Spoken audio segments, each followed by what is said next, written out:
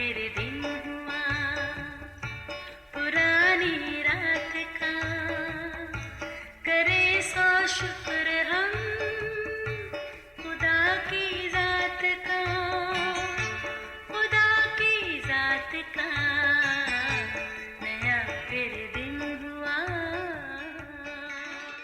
آج کی آیت۔ یسوع نے اسے کہا، تو مجھے دیکھ کر ایمان لایا ہے، مبارک وہ ہیں جو بغیر دیکھے ایمان لائے۔ یوحنا 20:29 آیت۔ عزیزو، کسی بھی گھرانے میں جب بچہ پیدا ہوتا ہے اس کے نام رکھنے کا مرحلہ بڑا دلچسپ ہوتا ہے۔ ظاہری بات خواہش یہی ہوتی ہے ایسا نام ہو جس کا مطلب خوبصورت ہے۔ بعض اوقات بڑے نام کے ساتھ ایک پیارا سا چھوٹا سا نام بھی رکھا جاتا ہے، مثلاً پپو، گڈو، ببلو وغیرہ۔ کچھ نام بچے کی خصوصیات یا کسی واقعہ کی وجہ سے بھی رکھے جاتے ہیں۔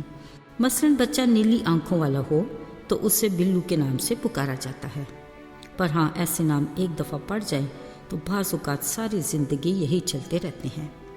خیر، بچے کا نام رکھنا والدین کی اپنی چوائس ہے، پر ہاں اس بات کا خیال رہے کہ نام ایسا جو بچے کی شخصیت پر اچھا اثر ڈالے۔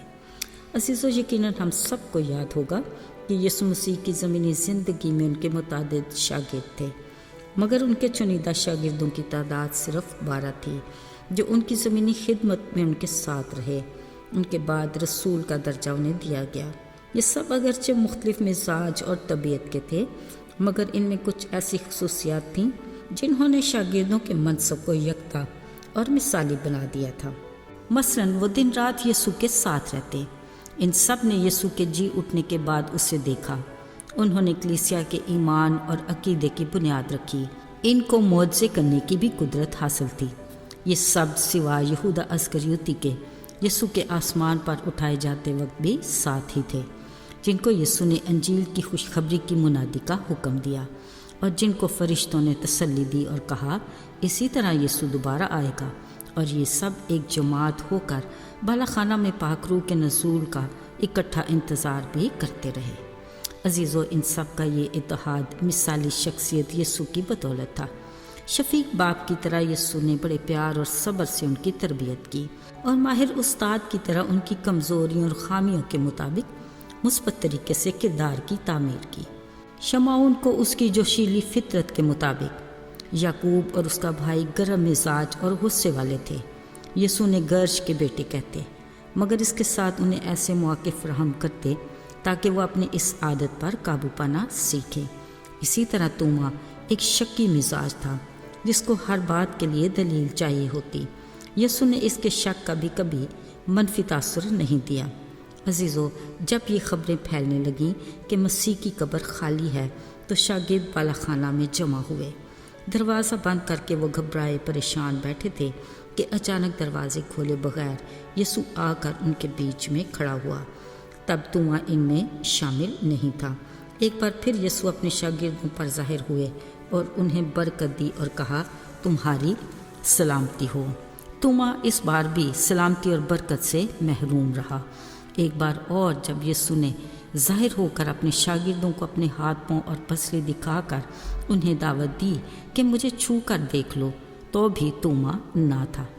جب توما کو بتایا گیا تو اس نے اپنا مشہور شک بھرا جواب دیا کہ جب تک میں اس کے ہاتھوں میں میخوں کے سوراخ نہ دیکھ لوں اور ان سوراخوں میں اپنی انگلی نہ ڈال لوں اور اپنا ہاتھ اس کی پسلی میں نہ ڈالوں، ہرگز یقین نہ کروں گا۔ عزیزو، اگرچہ توما مایوس کن حد تک شکی تھا، مگر وہ چاہتا تھا کہ اسے قائل کیا جائے۔ اگرچہ دیگر شاگردوں نے بار بار یسوع کے جی اٹھنے اور انہیں دکھائی دینے کی تصدیق کی، یسوع توما کی شکی مزاج حقیقت سے بخوبی واقف تھا، اس لیے وہ اسے شک کو مضبوط قابلیت میں بدلنا چاہتا تھا۔ اگلے اتوار کے روز ایک بار پھر وہ سب بالا خانہ میں دروازہ بند کیے بیٹھے تھے کہ یسوع ان میں موجود ہوا اور کہا، تمہاری سلامتی ہو۔ پھر انہوں نے توما سے کہا، اپنی انگلی پاس لا کر میرے ہاتھوں کو دیکھ اور اپنا ہاتھ میری پسلی میں ڈال اور اعتقاد رکھ۔ یسوع کا یہ کہنا ہی تھا کہ توما پکار اٹھا، آئے میرے خداوند، آئے میرے خدا۔ یقیناً وہ گھٹنوں کے بل گر گیا تھا۔ اس نے اقرار میں تسلیم کیا کہ یسوع خدا ہے۔ یسوع نے توما سے کہا، देख तू तो देख कर ईमान लाया है, मुबारक वो है जो बग़ैर देखे ईमान लाए। तुमा को सबूत की तलाश थी और वो उसे मिल गया, नाकाबिल तरदीद ठोस सबूत, ये उसका खुदावंद ही था। अब मेखों के सुराखों में उंगली डालने की ज़रूरत बाकी न रही। तुमा का इकरार सारे इकरारों पर भारी हुआ और उसका शक रोशन और मजबूत ईमान में बदल गया। अजीज़ो, तुमा अगरचे शक्की मिजाज के नाम से जाना जाता है, मगर बाद में वो मजबूत ईमान का मालिक बन गया।